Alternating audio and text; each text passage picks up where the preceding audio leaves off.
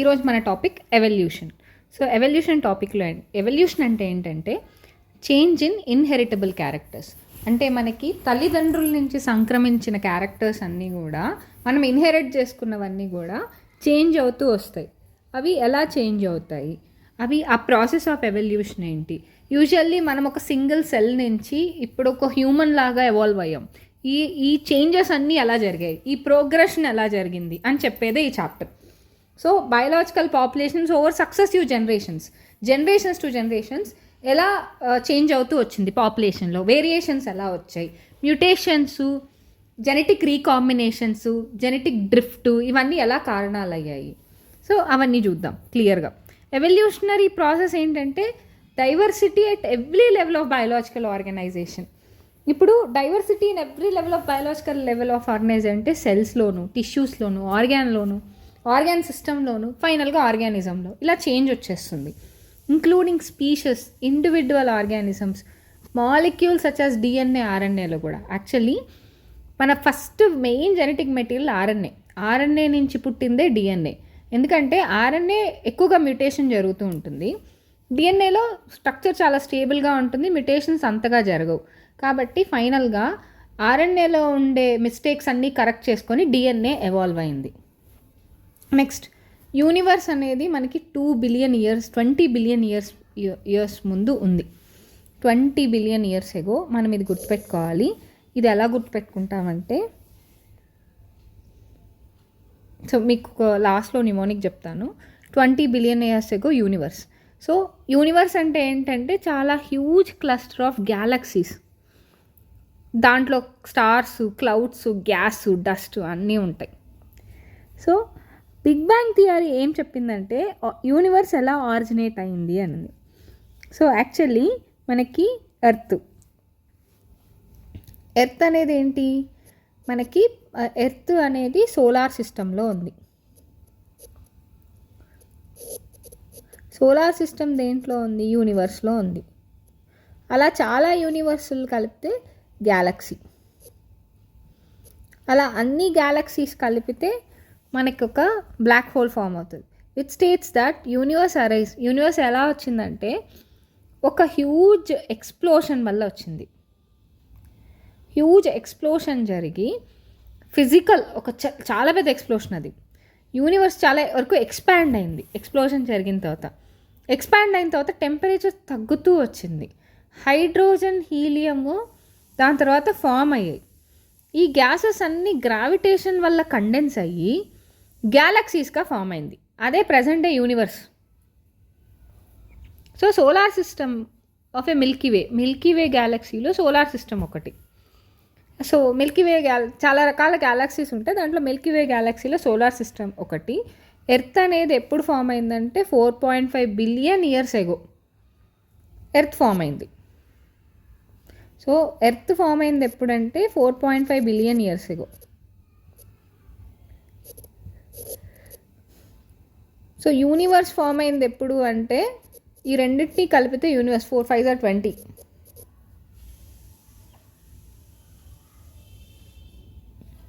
So 20 billion years ago universe form అయింది. 4.5 billion years ago earth form అయింది. So earth ఎప్పుడు form అయింది, 4.5 billion years ago. Water vapour, methane, ammonia ఇవన్నీ release అయ్యాయి. H2O,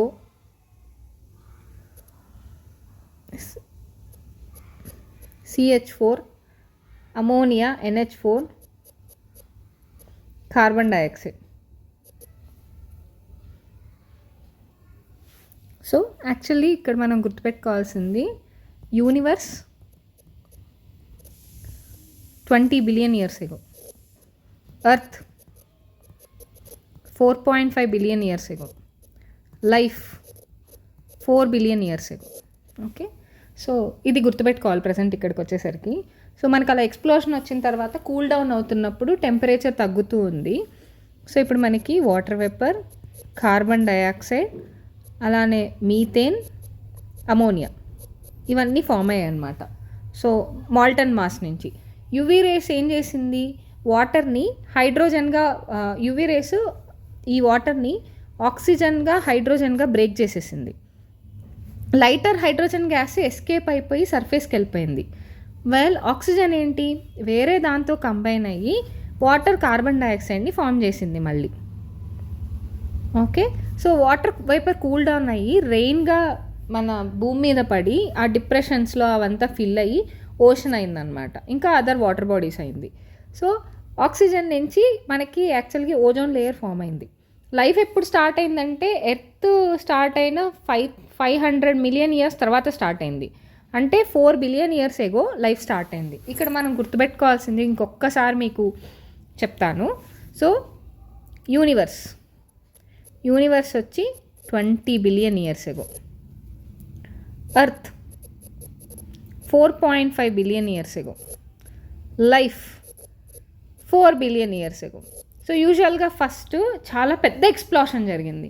explosion జరిగిన తర్వాత ఆ ఎక్స్ప్లోషన్ చాలా ఎక్స్టెండ్ వెళ్ళిపోయింది, చాలా ఎక్స్పాండ్ అయింది. ఎక్స్పాండ్ అయిన తర్వాత టెంపరేచర్ పోను కూల్ డౌన్ అయ్యి మనకి ఈ కంబషన్ నుంచి వచ్చింది 4 గ్యాసెస్ వచ్చాయి.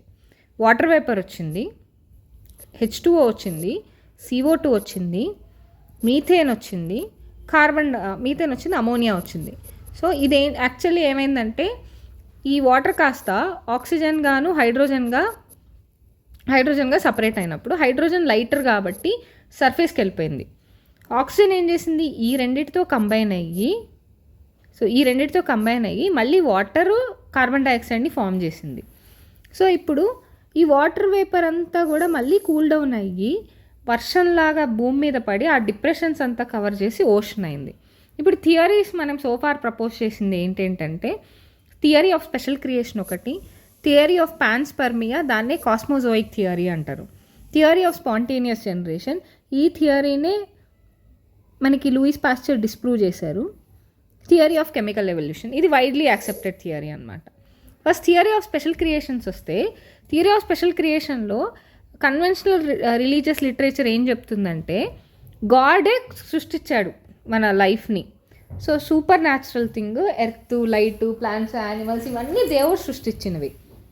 సో ఇదేం సజెస్ట్ చేసిందంటే సో ఇప్పుడు ఏవైతే ఆర్గానిజమ్స్ ఉన్నాయో అవి అలానే క్రియేట్ చేసాయి, అలా అని మార్పులు చెంది రాలేదు, ఎలా ఉండేవి అలానే క్రియేట్ చేశారని థియరీ ఆఫ్ స్పెషల్ క్రియేషన్ చెప్తుంది. సో డైవర్సిటీ అనేది ఎప్పుడు ఒకే రకంగా ఉంది, మారుతూ రాలేదు. సో రిమైన్స్ ఫ్యూచర్లో కూడా ఇలానే ఉంటుంది. ఎర్త్ ఫామ్ అయింది 4000 సంవత్సరాల క్రితం అని చెప్తున్నారు, 4000 ఇయర్స్ ఓల్డ్. కానీ అకార్డింగ్ టు మన కెమికల్ ఎవల్యూషన్ వీటి ప్రకారం ఏం చెప్తున్నారంటే 4.5 బిలియన్ ఇయర్స్ ఎగో. సో ఈ idea drastic change, all these ideas ఎప్పుడు మారాయి అంటే 19th సెంచరీలో చార్లెస్ డార్విన్ ఎప్పుడైతే సో ఎగ్జిస్టింగ్ లైఫ్ కొన్ని similarities and variations among themselves చూపించడం స్టార్ట్ చేశారు. And also those life forms exist million of years ago ముందున్న లైఫ్కి ఇప్పటికీ కొన్ని సిమిలారిటీసు, వేరియేషన్స్ ఇవన్నీ చార్లెస్ డార్విన్ చూపించిన తర్వాత నుంచి ఈ థియరీ ఆఫ్ స్పెషల్ క్రియేషన్ని కొట్టిపారేశారు, అంటే ఇది నిజం కాదు అని. సో ఎక్స్టింక్షన్స్ కూడా టేక్స్ ప్లేస్ అయ్యాయి కదా డిఫరెంట్ ఫేసెస్ ఆఫ్ జియోలాజికల్ హిస్టరీలో. అంటే ఇప్పుడు డైనోసార్స్ చనిపోయాయి, ఎందుకు చనిపోయాయి అలాగా. థియరీ ఆఫ్ పాన్స్పర్మియా, దీన్నే కాస్మోజోయిక్ థియరీ అంటాం. ఇందులో ఏంటంటే కొంతమంది సైంటిస్టులు ఏం బిలీవ్ చేశారంటే life has come from earth, వేరే ప్లానెట్స్ నుంచి వచ్చింది life. So early Greek philosophers ఏవైతే లైఫ్ వచ్చిందో దాన్ని స్పోర్స్ అన్నారనమాట, దాన్నే pansperm. Come on earth along with meteorites ద్వారా ఇలా స్పోర్స్ అనేవి ప్లానెట్స్లో పెట్టడం వల్ల అలా లైఫ్ వచ్చింది. ప్రజెంట్ డే లైఫ్ అలా వచ్చిందని చెప్పారు. తర్వాత థియరీ ఆఫ్ స్పాంటేనియస్ జనరేషన్ ఏంటంటే లైఫ్ అనేది డీకేయింగ్ మ్యాటర్ లైక్ స్ట్రా, అంటే డీకేయింగ్ మ్యాటర్ నుంచి లైఫ్ వచ్చింది అని. But Louis Pasteur that life arises only from pre existing life అని చాలా క్లియర్గా చెప్పారు. Louis Pasteur theory of spontaneous జనరేషన్ని డిసప్రూవ్ చేసేసారు. సో ఆయన ఒక ఎక్స్పెరిమెంట్ చేశారు, ఒక హీట్ కిల్డ్ ఈస్ట్ బ్రాత్, అది ప్రీ స్టెరిలైజ్డ్ క్లోజ్డ్ ఫ్లాస్క్లో పెట్టారు. New organisms rose when the heat kill straw was kept, flask ఓపెన్గా పెడితేనే దాంట్లో లైఫ్ కనిపించింది. ఫ్లాస్క్ క్లోజ్డ్గా ఉంటే దాంట్లో లైఫ్ లేదు. ఇప్పుడు ఇది స్క్వాన్ నెక్ ఫ్లాస్క్. ఇక్కడ బాయిల్ చేసాం బాగా ఈ హీట్ కిల్డ్ ఈస్ట్ బ్రాత్ని. ఈ నెక్ని ఇలానే పెడితేనేమో ఎటువంటి మైక్రో ఆర్గానిజమ్స్ దీంట్లో కనిపించలేదు. అలానే ఈ నెక్ని బ్రేక్ చేసేసాం, అప్పుడు మైక్రోబియల్ గ్రోత్ కనిపించింది. అంటే ఫ్లాస్క్ క్లోజ్డ్లో పెడితే గ్రోత్ లేదు, ఓపెన్గా పెడితే గ్రోత్ వచ్చింది. అంటే దాని అర్థం నాన్ లివింగ్ థింగ్స్ నుంచి అలా లివింగ్ రాలేదు, డీకేయింగ్ మ్యాటర్ నుంచి లివింగ్ రాదు, అది దాని అర్థం. So experiments generated to demonstrate spontaneous generation. ఇక్కడ ఏంటంటే flies land on meat that is left uncovered. Later maggots appeared on meat. So flies produced maggots. So ఇవి అన్కవర్డ్ జార్స్, ఇవి కవర్డ్ జార్స్ అన్నమాట. సో సెవరల్ డేస్ ఈ uncovered జార్స్లో మనకి maggots appear అయ్యాయి. ఈ కవర్డ్ జార్స్లో అసలు మ్యాగట్సే కనిపించలేదన్నమాట. So theory of chemical evolution. ఈ కెమికల్ ఎవల్యూషన్ని చెప్పింది ఓపెరన్ అండ్ హాల్డెన్. సో వీళ్ళు ఏం ప్రపోజ్ చేశారంటే pre existing non living organic molecules నుంచి మనకి లైఫ్ వచ్చింది. సో దీన్నే మనం కెమికల్ ఎవల్యూషన్ అన్నాం. ఇది ఓపెరన్ అండ్ హాల్డెన్ చెప్పారు. Oparin and Haldane formation of different organic molecules from inorganic constituents. So ఈ కండిషన్స్ ఆన్ ఎర్త్ వచ్చి కెమికల్ ఎవల్యూషన్కి ఫేవరబుల్ అనమాట. High temperature, volcanic storms, reducing atmosphere, so which contain methane, ammonia, water vapour అలాగా. So experimental proof ఇచ్చారు వీళ్ళు chemical ఎవల్యూషన్కి. So Stanley Miller and Urey propose చేసింది Oparin Haldane. Stanley Miller and Urey వచ్చి similar to primitive atmosphere ఒక ల్యాబొరేటరీలో create చేశారు, glass operators, tube పెట్టి. సో ఎలక్ట్రిక్ డిశ్చార్జ్ పెట్టారు దాంట్లో, ఎలక్ట్రోడ్స్ ఉపయోగించి ఒక కోనికల్ ఫ్లాస్క్లో. దీంట్లో మీథేను, అమోనియా, హైడ్రోజను, వాటర్ వేపర్ పెట్టారు. కార్బన్ డైఆక్సైడ్ మాత్రం పెట్టలేదు, హైడ్రోజన్, వాటర్ వేపర్ పెట్టారు. 800 degrees Celsiusలో పెట్టారు. సో వాటర్ కంటైన్ ఛాంబర్ని బాగా హీట్ చేసి వాటర్ వేపర్ని కూడా ప్రొవైడ్ చేశారు. ఒక వీక్ తర్వాత చూస్తే దాంట్లో అమినో యాసిడ్స్ ఫామ్ అయి ఉన్నాయి. ఈ సిమిలర్ ఎక్స్పెరిమెంట్స్ వేరే సైంటిస్టులు కూడా చేశారనమాట. Sugar, nitrogenous bases, lipids, amino acids, even pigments కూడా కనిపించాయి వాళ్ళకి. సో మెటీరియాలైట్స్ని రివీల్ చేస్తే సిమిలర్ కాంపౌండ్సే ఉన్నాయి వాటిల్లో కూడా. హైడ్రోజను, వాటర్ వేపర్, మీథేను, అమోనియా ఇవే ఉన్నాయి. సో అనాలిసిస్ ఆఫ్ మెటీరియల్స్లో కూడా ఇవే వచ్చాయి. సో ఇవి similar process elsewhere in the స్పేస్లో కూడా జరగచ్చు. So chemical evolution more or less accepted అనమాట. ఇది మిల్లర్ అండ్ యూరే ఎక్స్పెరిమెంట్. ఇందులో 800 degrees Celsius ఇచ్చారు. ఎలక్ట్రోడ్స్ డిశ్చార్జింగ్ స్పార్క్, ఈ ఎలక్ట్రోడ్స్ తోటి ఇందులో మనకు కావాల్సిన ప్రిమిటివ్ గ్యాసెస్ అన్నీ ఏమేం గ్యాసెస్ అంటే మీథేను, ammonia, hydrogen gas, water vapour వచ్చి ఇలా బాయిలింగ్ నుంచి వాటర్ వేపర్ ఇచ్చారనమాట, H2O. సో దాని తర్వాత ఫైనల్గా ఈ మొత్తం వాటర్ అన్నీ కలిసాక కండెన్సేషన్ అంటే కూల్ వాటర్ పంపించి చల్లబరిచి ఇక్కడ కలెక్ట్ చేశారనమాట. సో ఇలా చూసిన శాంపిల్స్లోనే ఫస్ట్ వాళ్ళు అబ్జర్వ్ చేసింది amino acids. First non cellular forms of life 3 billion years ago ముందు non cellular forms of life కనిపించింది. Okay, so once again universe 20 billion years ago, earth 4.5 billion years ago, universe, earth, అలానే life 4 billion years ago.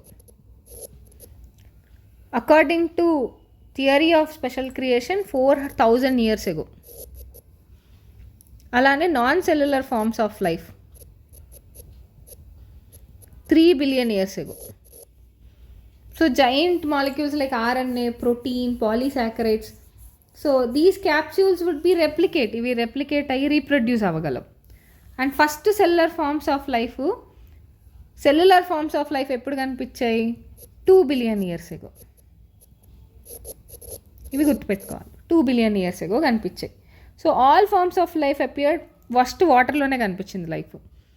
This theory of abiogenesis, ఈ theory of ఏబయోజెనిసిసే first form of life non living molecules నుంచి వచ్చింది. ఇది ఈ chemical థియరీని చాలామంది, ఈ chemical evolution థియరీని చాలామంది యాక్సెప్ట్ చేశారు. ఫస్ట్ ఫార్మ్డ్ ఏంటంటే single cells. So divorce complex organism ఈరోజు ఇలా ఎవాల్వ్ అయింది. సో ఇంకొకసారి universe 20 billion years ago, earth 4.5 billion years ago, life 4 billion years ago, non-cellular forms of life 3 billion years ago, cellular forms of life 2 billion years ago. So ఇవి chemical evolution.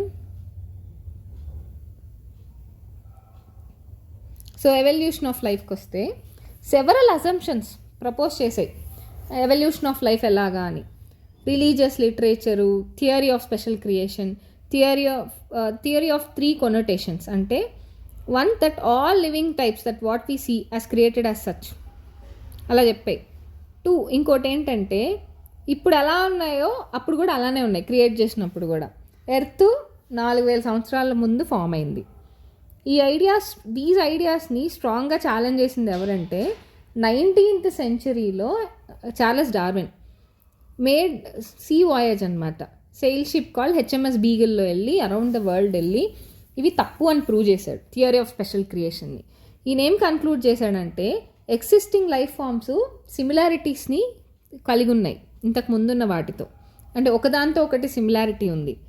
Not only among themselves, million of years ago ముందున్న వాటితో కూడా similarities ఉన్నాయి.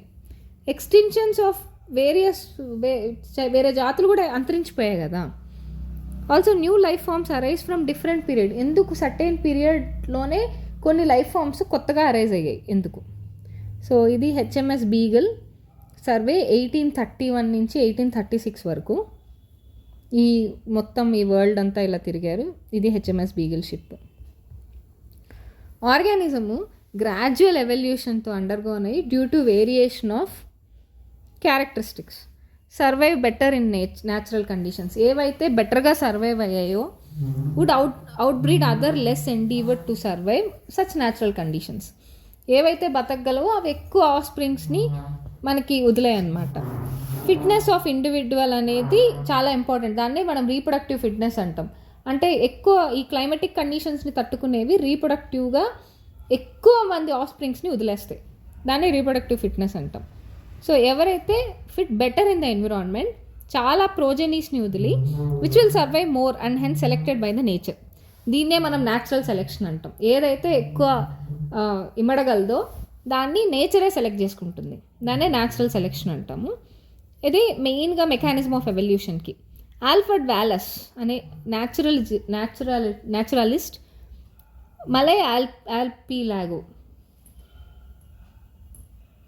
Malai archipelago మీద work చేశారనమాట.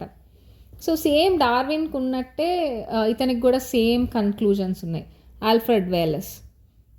So all existing life forms similarities common యాన్సిస్టర్స్తో కలిగి ఉంటాయి.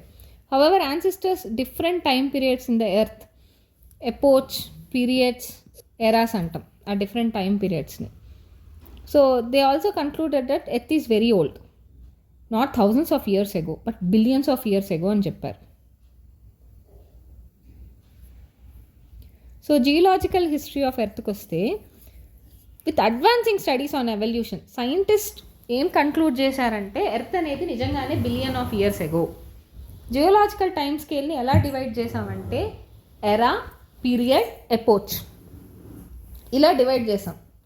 సో రాక్స్ అనేవి సెడిమెంటేషన్ వల్ల ఫామ్ అయ్యాయి. ఈ క్రాస్ సెక్షన్ ఆఫ్ ఎర్త్ అనేది దేన్ని ఇండికేట్ చేసిందంటే సెడిమెంట్స్ ఎలా అరేంజ్ అయి ఉన్నాయి, లేయర్లుగా ఎలా ఫామ్ అయింది, ఆ పీరియడ్లో సెడిమెంటేషన్ ఫామ్ అయ్యింది అని అర్థం. సో డిఫరెంట్ సెడిమెంటేషన్స్ డిఫరెంట్ ఏజెస్లోనే ఫామ్ అయ్యాయి. So different forms of life అప్పుడు ఉన్నాయి విచ్ ప్రాబబ్లీ డైడ్. ఒక పర్టికులర్ సెడిమెంట్ ఫామ్ అయినప్పుడు చనిపోయినవన్నీ కూడా ఆ సెడిమెంట్లో ఉండిపోయాయి. Certain organism got extant during those stages, dinosaurs.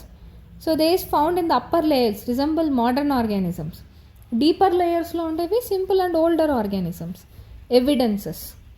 So evidences of ఎవల్యూషన్కి వస్తే మనకి మెయిన్గా పేలియంటాలజీ అంటే స్టడీ ఆఫ్ ఫాసిల్స్, ఎంబ్రియాలజీ అంటే ఎంబ్రియో నుంచి మనకి development of embryo, comparative anatomy, morphology, అలానే మాలిక్యులర్ హోమాలజీ, బయోజియోగ్రఫీ, ఇవన్నీ ఎవిడెన్సెస్. సాలిడ్ ఎవిడెన్స్ అయితే fossil paleontology. Study of fossils found in rocks, ఇవి హార్డ్ ఎవిడెన్స్ అనమాట ఆర్గానిక్ ఎవల్యూషన్ని సపోర్ట్ చేయడానికి. Study of fossils different sedimentary layers, geological time in which organisms exist, ఏ సెడిమెంట్లో దొరికితే అక్కడ మనకి ఆ టైం స్కేల్లో అవి ఉన్నాయని, అవి బతికున్నాయి ఆ టైంలో అని. Life form varied over time to time life forms అనేవి మారుతూ వచ్చాయి. కొన్ని జియోలాజికల్ లైఫ్ స్పాన్లోనే అవి బతకగలిగాయి. న్యూ ఫామ్స్ డిఫరెంట్ టైమ్స్లో కనిపించాయి అన్నమాట. ఫర్ ఎగ్జాంపుల్ ఇది మనం చూస్తే ఇవన్నీ ఫాజిల్స్, ఇవి సెడిమెంటేషన్లో అలా ఉండిపోయాయి. ఎంబ్రియాలజీ అంటే it is based on observation of certain features. All వర్టిబ్రేట్స్లో ఎంబ్రియానికల్ స్టేజెస్ని స్టడీ చేస్తే ఎర్న్స్ట్ హ్యాకల్ ఒక లాని ప్రపోజ్ చేశారు, దాన్ని బయోజెనెటిక్ లా. ఇదేంటంటే ఆంటోజెనీ రీక్యాప్చులేట్స్ ఫైలోజెనీ అన్నాడు. అంటే ఎంబ్రియానికల్ స్టేజెస్ అనేవి వాటి ఎవల్యూషనరీ హిస్టరీని చెప్తున్నాయన్నమాట.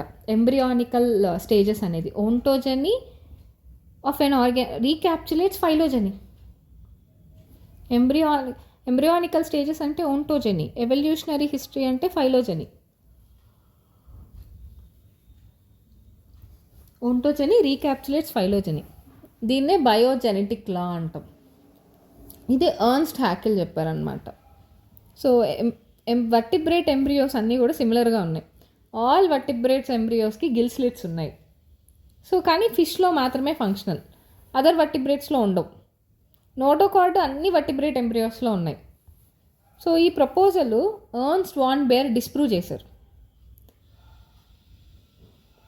ఎందుకంటే embryos never pass through adult stage of other animals యొక్క అడల్ట్ స్టేజ్కి మాత్రం పాస్ అవ్వవు కదా ఎంబ్రియోస్. అన్ని ఎంబ్రియానికల్ స్టేజెస్కే పాస్ అవుతాయి. వాటి అడల్ట్ స్టేజ్కి పాస్ అయ్యి మళ్ళీ అక్కడి నుంచి వేరియేషన్ జరుగుతూ రావు కదా. So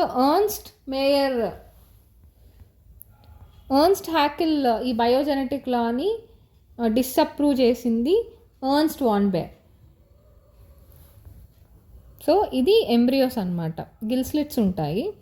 fish, reptile, bird, human అన్నిటికీ ఉంది.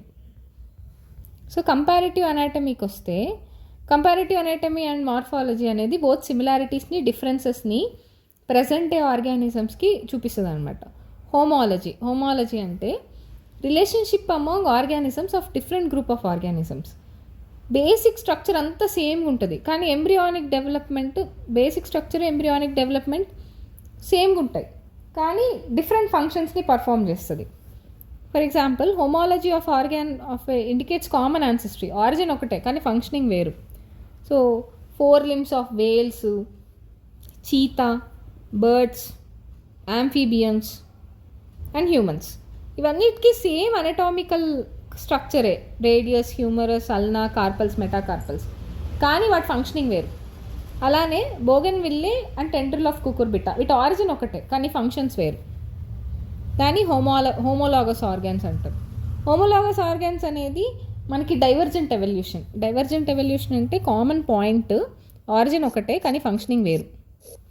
So evolutionary process where the same structures develop along different directions due to adaptations of different needs. So for example flipper of seal, wings of bird, penguin లేదా bat for flying, 4 limbs of horse for running, human arm for grasping. ఈ 5 చూస్తే origin ఒకటే, అన్నిట్లోనూ మీకు humorous ఉంటుంది, radius ఉంటుంది, ulna ఉంటుంది, carpels, మెటాకార్పెల్స్ ఉంటాయి, కానీ ఫంక్షనింగ్ ఒక్కొక్కటి. రైట్. అలానే ఇవి 2 యాక్సిలరీ బర్డే, బోగన్విల్లే అలానే టెండ్రిల్ ఆఫ్ కుకుర్బిటా, కానీ ఒకటేమో ప్రొటెక్షన్కి, ఇంకొకటేమో క్లైంబింగ్కి. ఎనలాగీ అంటే డిఫరెంట్ ఆరిజిన్ కానీ ఫంక్షన్ అయితే సేమ్. సో అది అనాలజీ అన్నమాట. So eye of octopus and mammals 2 origin different కానీ ఫంక్షనింగ్ అయితే same. Wings of butterfly and wings of birds origin వేరు, functioning same. Flippers of whales and dolphins and those of penguins. Whales, dolphins flippers, అలానే మనకి పెంగ్విన్ది. So వీటి origin వేరు.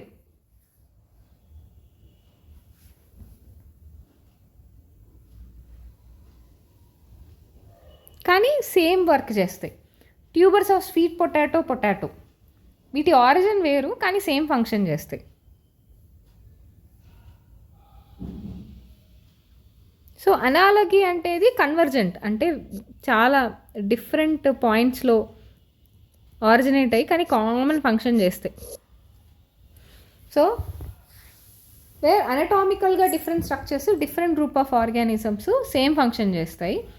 So similar habitat కండిషన్స్లో similar adaptive ఫీచర్స్ను different group of organisms same function చేయాల్సి వస్తుంది. సో హ్యూమన్ అయ్యి, ఆక్టోపస్ అయ్యి ఆరిజిన్ వేరు కానీ రెండు విజన్కే వాడతాం. అలానే wings of butterfly, wings of bird origin వేరు కానీ flying. Tuber potato, sweet potato root, ఇది స్టెమ్ కానీ same function, storage. So molecular హోమోలాగీ అంటే refers to biomolecules different of ఆర్గానిజమ్స్లో సిమిలర్గా ఉంటాయి. Sequence of nucleotides, many proteins, apes, humans. Biochemical similarities అన్నీ common ancestry of different ఆర్గానిజంని పాయింట్ చేస్తాయి. So biogeography ఏంటంటే differential geographical distribution of different organisms. So వేరే different ఆర్గానిజమ్స్లో indicates common and shared ancestry that is in that restricted region. Habitat isolation అనేది ఈ ఆర్గానిజమ్స్కి relate అయ్యింది. Habitat isolation has probably restricted to these organism particular geographical region on earth.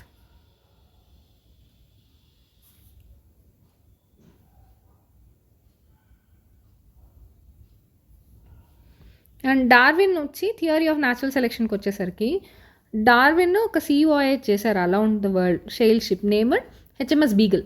So based on observations ప్రకారం ఆయన వాయేజ్లో ఇలా conclude చేశారు, existing living organisms same సిమిలారిటీస్ని కలిగి ఉంటాయి, not only among themselves but also millions of years ago ముందు కూడా. So gradual evolution of life different periods of geological హిస్టరీలో మనం చూసాం. They have been extinctions also. Any population built in variations and characteristics. Individuals ఈ క్యారెక్టరిస్టిక్స్తో ఏవైతే బెటర్గా survive అయ్యాయో, survival for the fittest natural కండిషన్స్లో, సో మిగతా వాటిని ఓవర్కమ్ చేసుకొని బతికాయో, ఏవైతే లెస్ అడాప్ట్ అయ్యాయో అవి ఎక్స్టెంట్ అయిపోయాయి, ఏవైతే బాగా అడాప్ట్ అయ్యాయో అవి బతికాయి. సో ఈ fitness of individual according to Darwin ఏంటంటే అల్టిమేట్లీ అదొక్కటే రీప్రొడక్టివ్ ఫిట్నెస్ అనమాట. Such fit individuals leave more progenies. ఇవి nature they are selected by nature to survive and reproduce and increase their population size. So theory of natural selection, branching descendance, ఈ రెండు చెప్పింది Charles Darwin. అలానే inter specific competition కూడా చెప్పింది Charles Darwin. So ఈ రెండు కూడా key concept, branching descendance and natural selection అనేవి కీ కాన్సెప్ట్స్ అనమాట. Charles Darwin consider natural selection అనేది మెకానిజం ఆఫ్ ఎవల్యూషన్గా కన్సిడర్ చేశారు. Alfred Wallace who worked in Malay archipelago, ఈయన కూడా సేమ్ డార్విన్కి వచ్చినట్టే కన్క్లూజన్స్ వచ్చాయి. So new life arise and evolved during course of time. ఇప్పుడున్న ఎగ్జిస్టింగ్ ఫార్మ్స్ అన్నిటి కూడా సిమిలారిటీస్ ఉన్నాయి, కామన్ యాన్సిస్టర్స్ ఉన్నాయి. So ancestors different periods of earth హిస్టరీలో ఉన్నాయి. Geological history close related with biological history, అంటే ఈ ఏరియాలో బతికిన వాటన్నిటికీ సిమిలారిటీస్ ఎక్కువగా ఉన్నాయి. So rate of appearance of new life forms అనేవి linked to the life cycle or life span. Microbes అనేవి చాలా ఫాస్ట్గా డివైడ్ అవుతాయి, 20 minutesలో డివైడ్ అవుతాయి. స్పీషియేషను విత్ ఇన్ ఫ్యూ డేస్లో కనిపిస్తుంది, కానీ లార్జర్ యానిమల్స్కి మిలియన్స్ ఆఫ్ ఇయర్స్ పట్టచ్చు. సో ఎందుకంటే వాటి లైఫ్ స్పాన్ ఇయర్స్లో ఉంటుంది కాబట్టి. సో ఫిట్నెస్ అనేది genetic basis getting selected or evolved to. Adaptive abilities inherited, మనం తట్టుకోగలమా లేదా అనేది మనకి పేరెంట్స్ నుంచే రావాలి, అది జెనెటికల్ బేసిస్. ఫిట్నెస్ అనేది ability to adapt and get selected by the nature. Natural selection అనేది కొన్ని సర్టెన్ అబ్జర్వేషన్ని బట్టి ఉంటుంది, విచ్ ఆర్ ఫ్యాక్చువల్. సో అవి ఇలా న్యాచురల్ రిసోర్సెస్ అనేది చాలా లిమిటెడ్. సో పాపులేషన్స్ ఎప్పుడు కూడా stable size, except seasonal fluctuations ఉన్నప్పుడు తప్ప చాలా స్టేబుల్ సైజ్ని ఉంటాయి. సో మెంబర్స్ ఆఫ్ పాపులేషను వేరియేషన్ని చూపిస్తాయి అన్నమాట. No two number of population identical కాదు, ఈవెన్ దో సిమిలారిటీస్ ఉన్నా కానీ. థియరిటికల్గా పాపులేషన్ సైజ్ ఎక్స్పోనెన్షియల్గా గ్రో అవుతుంది if everybody reproduce to the maximum capacity, బ్యాక్టీరియాలో, మైక్రోబియల్లో. సో పాపులేషన్ సైజు రియాలిటీలో లిమిటెడ్. అది దేనివల్ల అంటే కాంపిటీషన్ వల్ల for resources. Only for those which are better, adapted could survive and reproduce at a cost of others who are less adapted to that habitat. So insight of Darwin ఏంటంటే heritable variations which make resource utilization, better రిసోర్స్ని utilize చేసుకోవడం.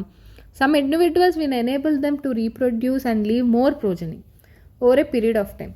Many generations తర్వాత they would be change in population characteristics leading to speciation, అంటే కొత్త species. So మనకి evidence proof ఏంటంటే natural సెలెక్షన్కి industrial మెలనైజేషన్. So 1850స్లో ఇండస్ట్రియలైజేషన్ రాకముందు మనం చాలా ఎక్కువగా వైట్ వింగ్డ్ లేకపోతే డల్ గ్రే వింగ్డ్ మాత్స్ని చూసాం. So than dark wing melanized moths. White colour lichens ట్రీస్ని కవర్ చేసేసేవి ఆ బ్యాక్గ్రౌండ్లో. వైట్ వింగ్డ్ మాత్స్ సర్వైవ్ అయ్యాయి, కానీ బ్లాక్ కలర్డ్ మాత్స్ ఏంటంటే ప్రిడేటర్స్ ఈజీగా పిక్ చేసేసేవి. So collection carried out in the same area. But after industrialization 1920 తర్వాత ఏమైందంటే ఎక్కువ డార్క్ వింగ్డ్ మాత్స్ ఆ ఏరియాలో ఉంటున్నాయి, ప్రపోర్షన్ మారింది. సో దేన్ని ఏమి ఎక్స్ప్లెయిన్ చేశారంటే ప్రిడేటర్స్ ఈ కాంట్రాస్టింగ్ బ్యాక్గ్రౌండ్, అంటే ఇండస్ట్రియలైజేషన్ కాబట్టి ఎక్కువ డస్ట్ వచ్చింది కాబట్టి మనకి ఈ డస్ట్లో వైట్ కనిపించింది, బ్లాక్ కనిపించట్లా. సో ఇండస్ట్రియలైజేషన్ తర్వాత ట్రీ ట్రంక్స్ అన్నీ డార్క్ అయిపోయాయి స్మోక్ వల్ల, సూత్ వల్ల. సో ఈ కండిషన్స్లో ఏంటంటే వైట్ వింగ్డ్ మాత్ సర్వైవ్ అవ్వలేకపోయింది, ఎందుకంటే మనకి బ్యాక్గ్రౌండ్ బ్లాక్ అయిపోయింది. బిఫోర్ ఇండస్ట్రియలైజేషన్ బ్యాక్గ్రౌండ్ వైట్గా ఉన్నింది. సో ఈజీగా బిఫోర్ ఇండస్ట్రియలైజేషన్ ఏమో వైట్ ఈజీగా కనిపించింది, బ్లాక్ ఈజీగా కనిపించింది. ఆఫ్టర్ ఇండస్ట్రియలైజేషన్ వైట్ ఈజీగా కనిపించింది. So compared with areas where industrialisation do not occur, అంటే రూరల్ ఏరియాస్లో మెలనిక్ మాత్స్ తక్కువగా ఉన్నాయన్నమాట రూరల్ ఏరియాస్లో. కన్క్లూజన్ ఏంటంటే మిక్స్డ్ పాపులేషన్లో ఇండివిజువల్స్ బెటర్గా అడాప్ట్ అవ్వగలరు, can survive and reproduce large number, increase their population. No variants can be completely wiped out. కంప్లీట్గా అయితే ఏది పోదు. ఇప్పుడు ఇది రూరల్ ఏరియాస్ అనుకుందాం, లేదా బిఫోర్ ఇండస్ట్రియలైజేషన్ అనుకుందాం. ఈ వైట్ బ్యాక్గ్రౌండ్ వెనకాల ఈ బ్లాక్ కనిపిస్తుంది. ఇదేమో ఆఫ్టర్ ఇండస్ట్రియలైజేషన్, ఈ డార్క్ వెనకాల ఈ వైట్ కనిపించేస్తుంది, బ్లాక్ కనిపించట్లా. సో ఇవి లైక్ అండ్ ఫ్రీ. ఇండస్ట్రియలైజేషన్ వల్ల ఏమవుతుందంటే మెయిన్గా సల్ఫర్ డైఆక్సైడ్ రిలీజ్ అవ్వడం వల్ల లైకెన్స్ చనిపోతున్నాయి. So resistance to chemicals, pesticides, insecticides, so resistant varieties of organism in less time. So resistant వెరైటీస్ని తక్కువ టైంలో ఇవ్వగలరు. DDT resistance in mosquitoes. Even మైక్రోబ్స్కి కూడా many antibiotic resistant varieties of disease. Bacteria కూడా మనం ఎంత యాంటీబయాటిక్ వేసినా కానీ కొన్ని చావు, షార్ట్ పీరియడ్ ఆఫ్ టైంలోనే కనిపిస్తుంది. సో ఇవన్నీ these are the examples for anthropogenic actions అన్నమాట. మన యాక్షన్స్ వల్ల క్రియేట్ అయిన వేరియంట్స్ అవి. డీడీటీ కొట్టడం మస్కిటోస్కి, అలానే డిసీజ్కి యాంటీబయాటిక్స్ ఇవ్వడం. సో ఎవల్యూషన్ అనేది డైరెక్టెడ్ ప్రాసెస్ కాదు, బట్ స్టోచెస్టిక్ ప్రాసెస్, అంటే బై ఛాన్స్ కావచ్చు, బై ప్రాబబిలిటీ కావచ్చు. So it is based on chance events in nature, mutation కావచ్చు, అవి random. It's not a directed process. Artificial selection. Man domesticate చేస్తాడు many wild యానిమల్స్ని, ప్లాంట్స్ని. So many plants and యానిమల్స్ని intensive breeding programmes వల్ల raise చేసి new varieties of plants and animals for agriculture, horticulture, sports and సెక్యూరిటీకి grow చేస్తాం. So దీనివల్ల ఏమవుతుందంటే yield of the breed పెరుగుద్ది. Cow, buffalo, poultry, crops, wheat, rice, maze, pulses. Adaptive radiation అనేది ఒక evolutionary process అన్నమాట. Ancestral stock కొత్త రకమైన స్పీషెస్ని ఇస్తుంది గివెన్ జియోగ్రఫికల్ ఏరియాకి. ఒక పాయింట్ నుంచి స్టార్ట్ అయ్యి లిటరల్గా వేరే జియోగ్రఫికల్ ఏరియాకి రేడియేట్ అవుతాయి అన్నమాట. ఫర్ ఎగ్జాంపుల్ డార్విన్ ఫించెస్, ఇవి small black birds. Darwin Galapagos ఐలాండ్లో చూశారు దీన్ని. చాలా వెరైటీస్ ఉన్నాయి వీటిల్లో, సేమ్ ఐలాండ్లోనే. సో రీజన్ ఏంటంటే common ancestral seed eating stock నుంచి వచ్చాయి. సో ఇవి డిఫరెంట్ జియోగ్రఫికల్ ఏరియాస్కి వెళ్ళినప్పుడు అడాప్టివ్ చేంజెస్ని తెచ్చుకున్నాయి, especially in the type of beak. So living in isolation for long and new kind of finches emerged the could function and survive in new హ్యాబిటాట్స్లో కూడా survive అవ్వగలవు అని. ఇక్కడ చూస్తే లాంగ్ గ్రౌండ్ ఫించెస్, ఇవి సీడ్స్ని తింటాయి. క్యాక్టస్ గ్రౌండ్ ఫించెస్, ఇది cactus ఫ్రూట్ని తింటాయి. ఇదైతే వెజిటేరియన్ ఫించెస్, ఇది బట్స్ని తింటాయి. వుడ్ పెకర్ ఫించెస్, ఇవి ఇన్సెక్ట్స్ని తింటాయి. ఆస్ట్రేలియన్ మార్సుపిల్స్ కూడా వన్ ఆఫ్ ద ఎగ్జాంపుల్ అనమాట. నెంబర్ ఆఫ్ మార్సుపియల్స్ అంటే pouched mammals. So different from another, ఇవి ancestral stock within Australia నుంచి వచ్చాయి. So where more than one adaptive radiation appear to have occurred in an isolated, ఒక geographical ఏరియాలో more than one adaptive radiation అక్కరైందనమాట with different habitats. It is called convergent evolution.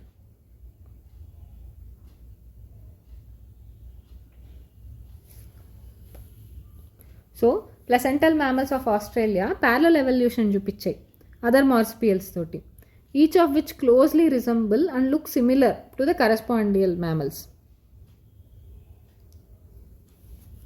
So parallel evolution of Australian mammals, marsupial mammals ఇలా ఇచ్చారు కింద. Marsupial mole, placental మ్యామల్లో mole. Numbat banded anteater అంటాం, numbat అంటే anteater. Marsupial mouse, mouse. Spotted cuscus, lemur. So flying phalanger, flying squirrel, దాన్ని sugar glider అంటారు. Tasmanian tiger cat, bobcat. Tasmanian wolf, wolf ఇలా. So ఇంకొకసారి, so marsupial mole, mole. Numbat వచ్చి banded యాంటీటర్, యాంటీటర్. Marsupial mole, mole. Spotted cuscus, lemur. Flying phalanger, flying squirrel, దాన్నే sugar glider అని కూడా అంటారు. So Tasmanian tiger cat, bobcat. Tasmanian wolf, wolf ఇవే. So burrower వచ్చి mole, marsupial mole. Anteater numbat, banded anteater, అదే anteater. ఇవి ఇటువైపు ఉండేవన్నీ కూడా మనకి నార్మల్ మ్యామల్స్, ఇటువైపు ఉండేవన్నీ కూడా ప్లసెంటల్ మ్యామల్స్. ఇటువైపు ఉండేది Australian marsupials. So mouse, marsupial moles. Lemur, spotted cuscus. Flying squirrel, flying phalanger, sugar glider అంటాం. Bobcat, Tasmanian tiger cat. Wolf, Tasmanian wolf. Lamarck theory of ఎవల్యూషన్కి వస్తే యూజ్ అండ్ డిస్యూజ్ మీద base అయి ఉంటుంది. ఇది not widely accepted. So use it more developed more while those are not. వాడినవి బాగా develop అయ్యాయి, అసలు వాడినవి వెస్టీజియల్ అయిపోయాయి. So character adaptation, so time to time అవి ప్రోజనీకి పాస్ అయ్యాయి. లాంగ్ నెక్ జిరాఫీస్ అనేవి దానికి ఎగ్జాంపుల్ అనమాట. అవి ఎలా అంత లాంగ్ నెక్ వచ్చాయంటే ట్రీస్ మీద ఉండే లీఫ్ని తినడానికి నెక్ ఎలాంగేట్ చేసుకుంటూ అలా పొడుగయ్యాయి. As they pass to their acquired character long neck, ఆ లాంగ్ నెక్ని నెక్స్ట్ కమింగ్ జనరేషన్స్కి పాస్ చేసి అలా డియర్ లాంటి జిరాఫీ లాంగ్ నెక్ జిరాఫీ అయింది. సో ఇది లామార్క్ జిరాఫీ, ఇలా నెక్ వచ్చి స్ట్రెచ్ చేసుకుంటూ పోయింది. సో మ్యుటేషన్స్, ఇవి కూడా ఎవల్యూషన్కి ఒక కాజేజింగ్ ఫ్యాక్టర్. సో మ్యుటేషన్ థియరీని ప్రపోజ్ చేసింది హ్యూగో డివేరిస్.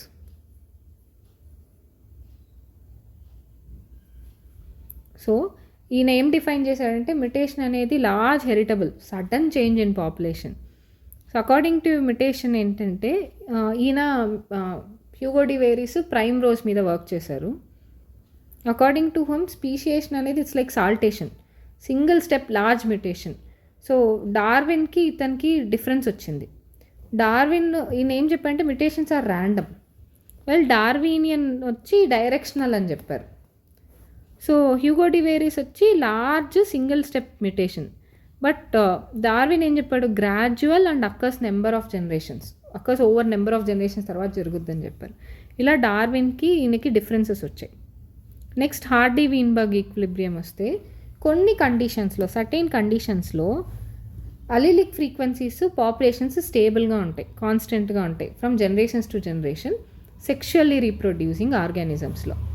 సో దీన్నే మనం జెనెటిక్ ఈక్విలిబ్రియం అంటాం, హార్డీ వీన్బర్గ్ ఈక్విలిబ్రియం అంటాం. Allelic frequency and genotypic frequency సిమిలర్గా ఉంటాయి generations to generation sexually reproducing ఆర్గానిజమ్స్లో. సో అలీలిక్ ఫ్రీక్వెన్సీకి అయితే P+Q=1. సో జీనోటైపిక్ ఫ్రీక్వెన్సీకి అయితే P²+Q² +2PQ=1.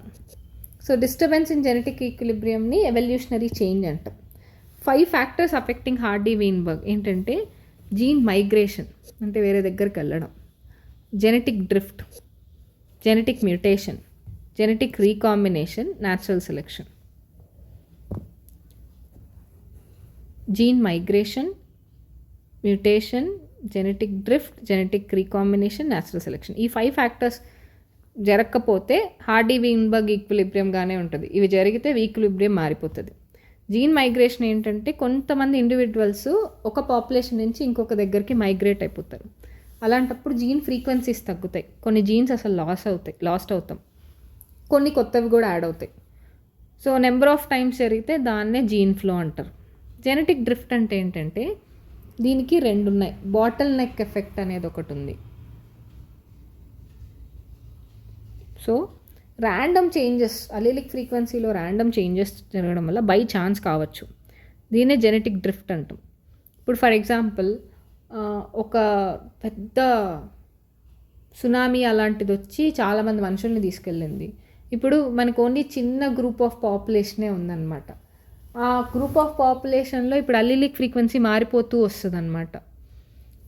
అలానే చాలామంది ఒక ప్లేస్ నుంచి ఇంకో ప్లేస్ దగ్గర మైగ్రేట్ అయ్యి ఒక కాలనీ లాగా ఫామ్ చేస్తే అక్కడ మనకు వచ్చే చేంజ్, ఒక చిన్న పాపులేషన్లో చేంజెస్, చాలా కొత్త కొత్త ఫ్రీక్వెన్సీస్ వస్తాయి. దాన్ని మనం founder effect, bottle neck effect అని 2 ఉంటాయి. అది మెయిన్గా జెనెటిక్ డ్రిఫ్ట్కి కారణం. ఫర్ ఎగ్జాంపుల్ మీరు అనుకోండి, ఇక్కడ ఒక red, green, black, blue,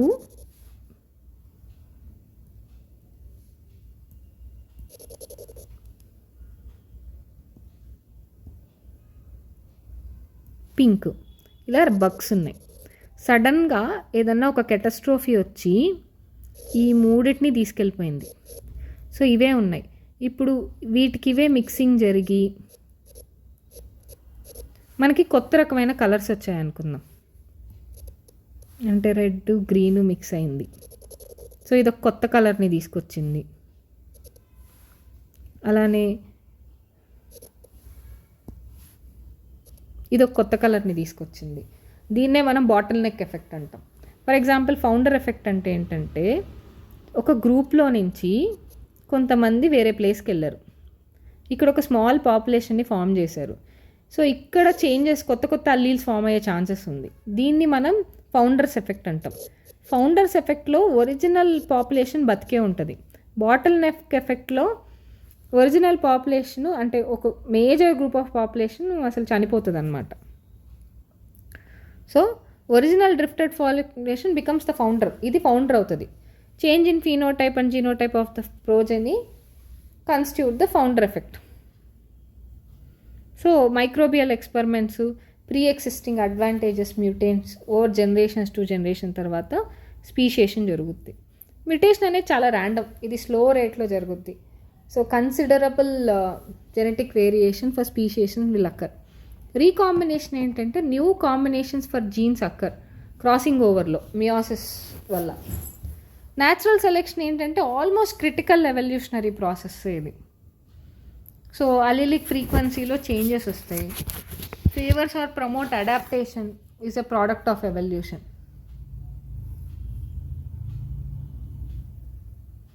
so natural selections కూడా అలీలిక్ చేంజెస్ జరుగుతాయి. Increase reproductive success. Natural selection makes the population look entirely different from original, అదే స్పీషియేషన్. అంటే ఏదైతే ఫిట్గా ఉంటుందో దాన్నే నేచర్ సెలెక్ట్ చేసుకుంటుంది. So natural selection depends upon favoured and produce 3 రకాల పాపులేషన్ని క్రియేట్ చేయగలదు న్యాచురల్ సెలెక్షన్. ఒకటి స్టెబిలైజేషన్, మీన్ క్యారెక్టర్ ఎక్కువగా ఉండేది స్టెబిలైజేషన్.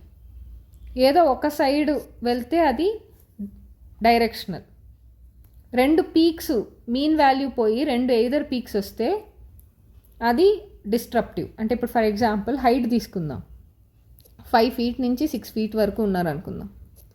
సో ఈ 5.5 నుంచి 5.7 వరకు ఉండేవాళ్ళు మీన్ పాపులేషన్, ఇది స్టెబిలైజింగ్. ఇక్కడ ఏంటంటే టువర్డ్స్ 6 feet ఉన్నారు ఎక్కువగా, లేదా 5 feet ఉన్నారు, ఇది directional.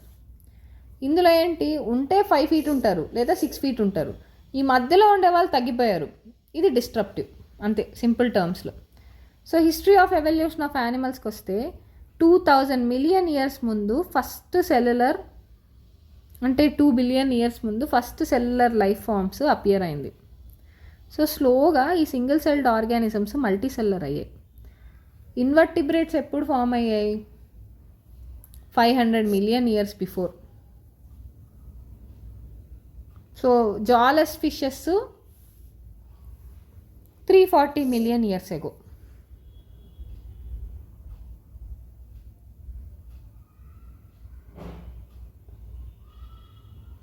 Okay, so 340 million years ముందు మనకి జాలెస్ ఫిషెస్ కనిపించాయి, evolved around 340 million years ago. ఇంకొకసారి చూస్తే మనం universe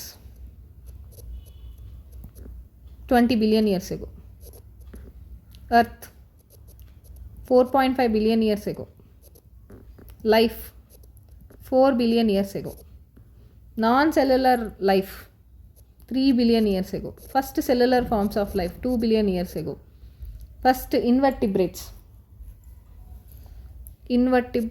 500 million years ago, 340 million years ago jawless fishes evolve అయ్యాయి. సో అరౌండ్ సేమ్ టైం ఏంటంటే fish with snout strong fins అవి కదిలి ల్యాండ్ మీదకి వెళ్ళి మళ్ళీ వాటర్లోకి వెళ్ళాయి. So coelacanth lobe fin fish అనేది ancestor of modern day frogs అనమాట. ఫ్రాగ్స్ ఇంకా సాలమాండర్స్కి main ancestors coelacanth fish.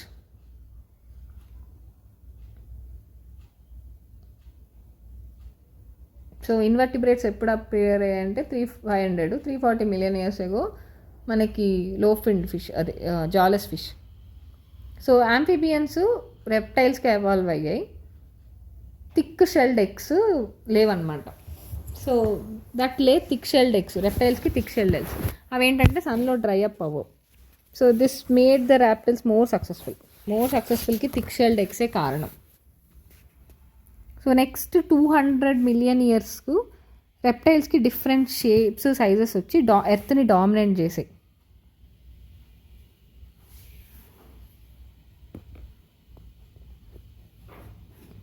So కొన్ని వచ్చి ల్యాండ్ రెప్టైల్స్ మళ్ళీ వాటర్కి వెళ్ళిపోయి fishes like evolve into fish like reptiles,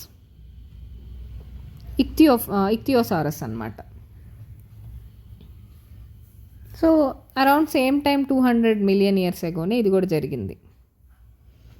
200 million years agoనే రెప్టైల్స్ డామినేట్ చేసాయి ఎర్త్ని.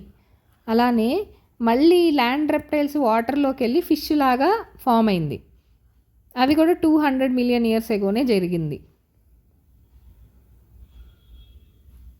సో డైనోసార్స్ సడన్గా డిసపియర్ అయిపోయాయి. ఎప్పుడు డిసపియర్ అయిపోయాయంటే 65 million years ago డిసపియర్ అయిపోయాయి. అంటే 200 million years ago డామినేట్ చేసి 600 million years ago 65 million years ago disappear అయిపోయాయి. సో వాళ్ళు సమ్ రెప్టైల్స్ వచ్చి ఈ రోజుకి కూడా ఉన్నాయి, birds, crocodiles. So reptiles disappear అయిపోతే మనకి మ్యామల్స్ డామినేట్ చేసే ఎర్త్ని. ఫస్ట్ ఫార్మ్డ్ మ్యామల్ వచ్చి ష్రూ అనమాట ఇది. సో తర్వాత mammals like horse, hippopotamus, rabbit, bear south అమెరికాలో. When south America join north America in the continent drift. So ఈ యానిమల్స్ నార్త్ అమెరికన్ ఫానా వల్ల ఓవర్ రైడ్ అయిపోయాయి. సో ఆస్ట్రేలియన్ ల్యాండ్ మాస్ వచ్చి isolate అయిపోయింది.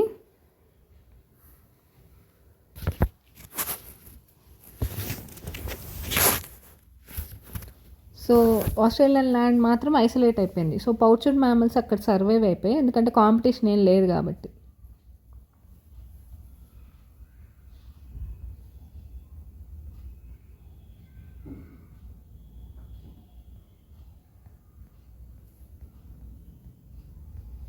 సో ఇది period మనకి Carboniferous, Permian, Triassic, Jurassic, Cretaceous, Tertiary, quaternary.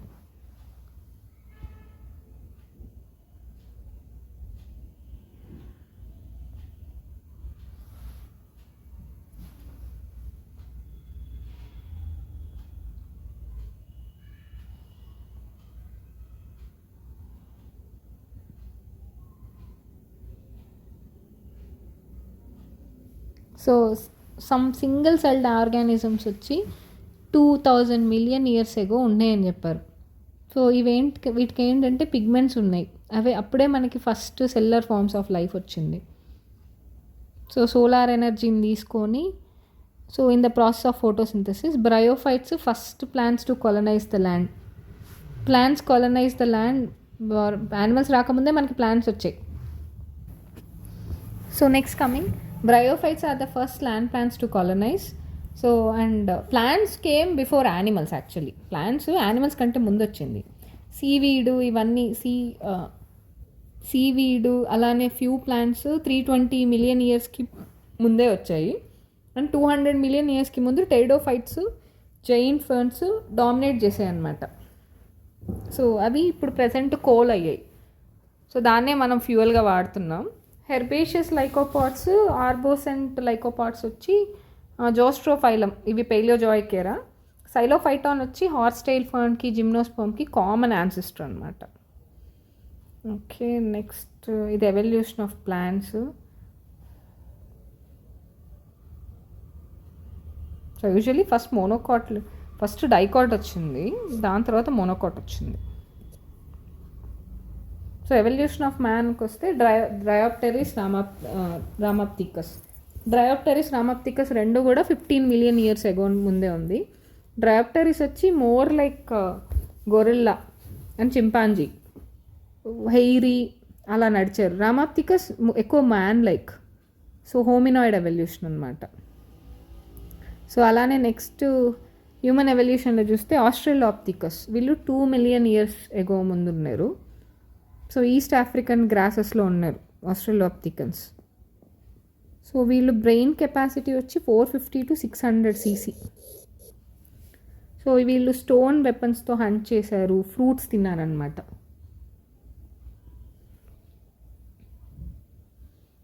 And homo habilis వచ్చి first human like being, hominid. వీళ్ళ brain capacity 650 నుంచి 800 వరకు. సో వీళ్ళు మీట్ తినలేదు, హోమో హెబిలిస్. దాని తర్వాత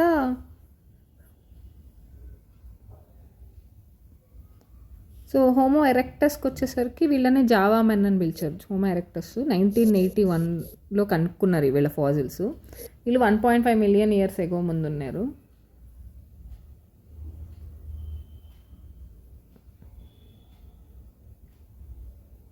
సో 900 cc వీళ్ళ బ్రెయిన్ కెపాసిటీ. సో వీళ్ళు meet తిన్నారమ్మా, homo erectus. Homo habilis తినలేదు, అలానే ఆస్ట్రేలోప్తికస్ తినలేదు. Homo sapiens primitive men, homo sapiens and sapiens modern men. So వీళ్ళు ఈస్ట్ అండ్ సెంట్రల్ ఏషియాలో ఉన్నారు, వీళ్ళు ఈస్ట్ ఆఫ్రికాలో ఉన్నారు. ఆస్ట్రేలోప్తికస్ వీళ్ళు 1 lakh నుంచి 40,000 ఇయర్స్ ముందున్నారు. వీళ్ళ బ్రెయిన్ కెపాసిటీ 1400 cc. సో వీళ్ళ బాడీస్ని ప్రొటెక్ట్ చేసుకునేవాళ్ళు అండ్ డెడ్ బాడీస్ని బరీ చేసేవాళ్ళు. So developed distinct races. So దాని తర్వాత ఫైనల్గా modern men who arose between the ice age 7,500 నుంచి 10,000 ఇయర్స్ ఎగో ఉన్నారు వీళ్ళు. సో 75,000 నుంచి మనకి 10,000 ఇయర్స్ ఎగో ముందు ఉన్నారు. ఓవరాల్ గ్లోబ్ ఉన్నారనమాట. ప్లాంట్స్ని కల్టివేట్ చేసేవాళ్ళు, pre historic cave art 18,000 years before ఉంది. అగ్రికల్చర్ని 10,000 ఇయర్స్ ముందే కనుక్కున్నారు. Human settlements, civilisations. యూజువల్గా Ramapithecus, Dryopithecus 15 million years ago, Australopithecus 2 million years ago. And అందరికంటే ఎక్కువ బ్రెయిన్స్ ఈసి హోమో ఎరెక్టస్కి ఉంది, హోమో సెపియన్స్కి ఉంది 1400.